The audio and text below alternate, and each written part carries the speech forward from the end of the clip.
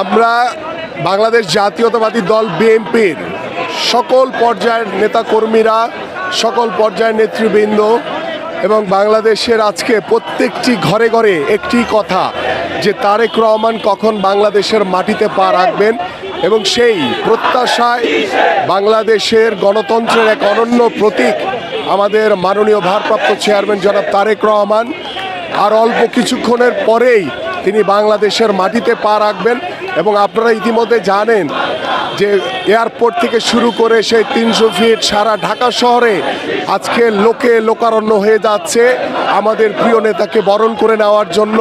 এবং আমরাও সাদরে অপেক্ষামান রয়েছি, সারা বাংলাদেশের মানুষ অপেক্ষামান রয়েছে আমাদের জিয়া পরিবারের যোগ্য উত্তরসূরি মাননীয় ভারপ্রাপ্ত চেয়ারম্যান জনাব তারেক রহমানকে বরণ করে নেওয়ার জন্য, অভ্যর্থনা জানানোর জন্য।